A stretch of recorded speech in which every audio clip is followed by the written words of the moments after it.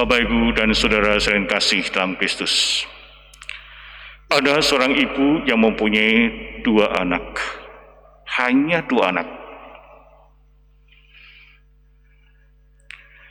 Anak yang pertama sakit, cukup serius.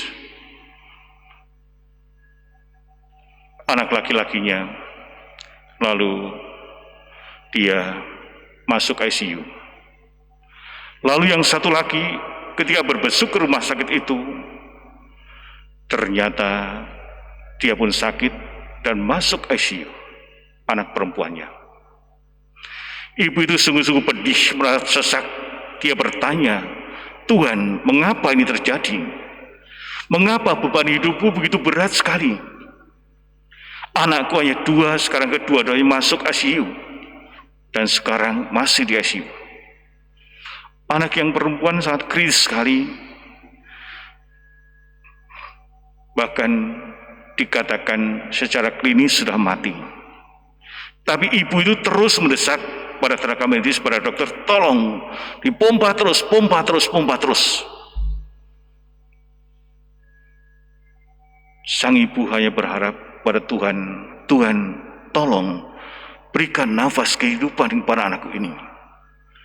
Setelah begitu lama sekali dibantu pertolongan pernafasannya, yang tadinya sudah dikatakan klinis itu mati, tiba-tiba dia bisa nafas kembali dan sampai saat ini masih hidup walaupun situasinya kritis. Seorang ibu tadi merasakan betapa beban hidupnya sangat berat sekali. Dia hanya menjerit kepada Allah.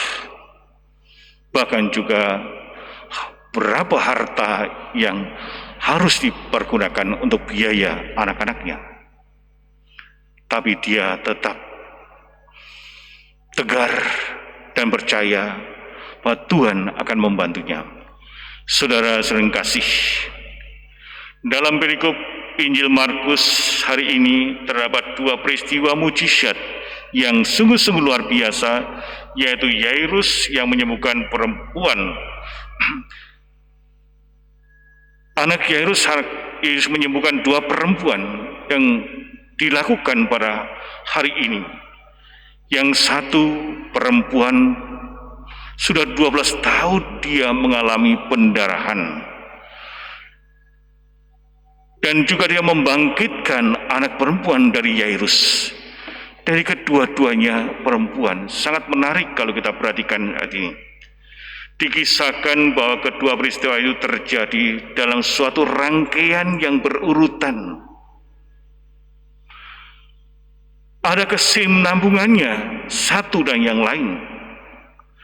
Sebagai seorang pemimpin rumah ibadat, Yairus tadi datang kepada Yesus. Dia adalah seorang pimpinan rumah ibadat. Dia merendahkan dirinya, tersungkur di depan Yesus. Memohon pada Yesus supaya datang ke rumahnya, menyembuhkan anaknya yang sedang sakit dan dikatakan tadi hampir mati. Nampaknya hal tersebut sungguh-sungguh berakhirnya Yesus tergerak hatinya dan memenuhi permintaan daripada Yairus sendiri. Bapak, Ibu, dan saudara kasih, Yairus sangat berharap bahwa Yesus mampu menyembuhkan anaknya.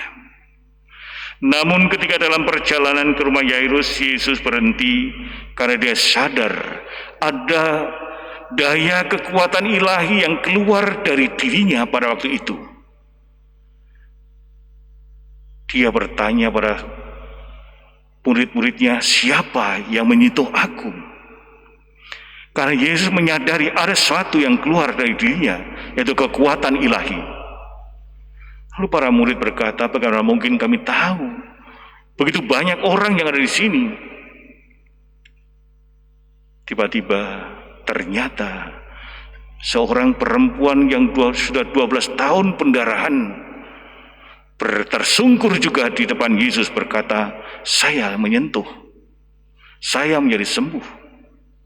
Padahal perempuan itu sudah kemana-mana mencari pengobatan. Dikisahkan tadi beberapa tabib sudah dihubunginya, bahkan seluruh hartanya mungkin sudah habis.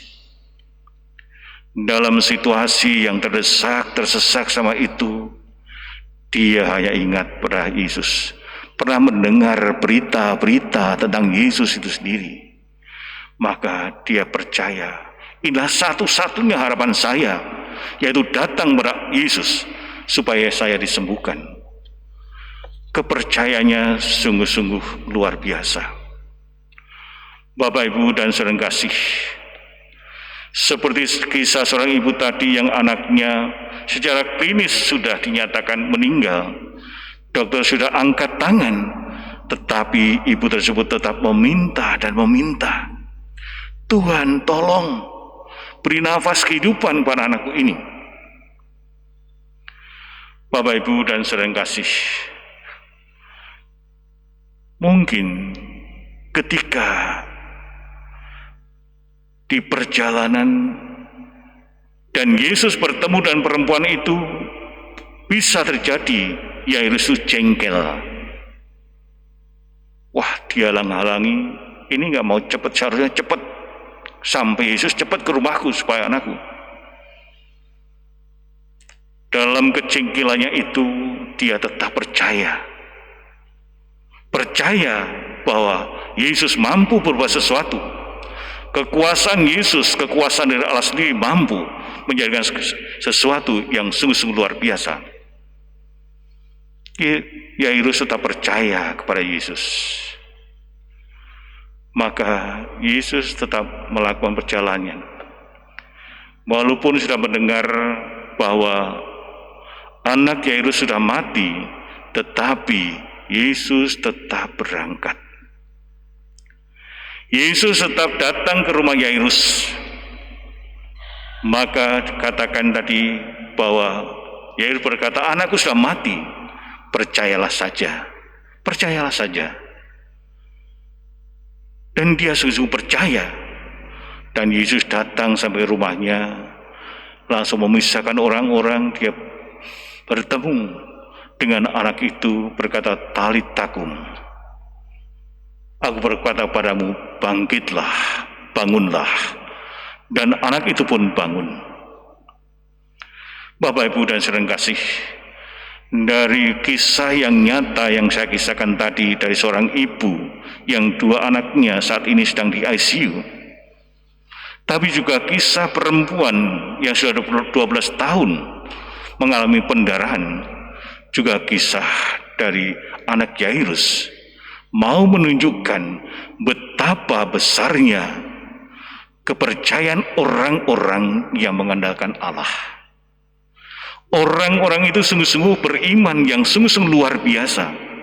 Dia percaya kekuatan Allah itu tidak bisa dilawan oleh manusia. Nah, dari sini kita bisa belajar sejauh mana kita sebagai orang beriman, yang mengaku sebagai orang beriman, sungguhkah, percayakah kita terus-menerus? Sejauh mana sikap kita saat-saat menghadapi kesulitan seperti itu? Rasanya penderitaan itu kok bertubi-tubi. Ini belum selesai, muncul yang lain.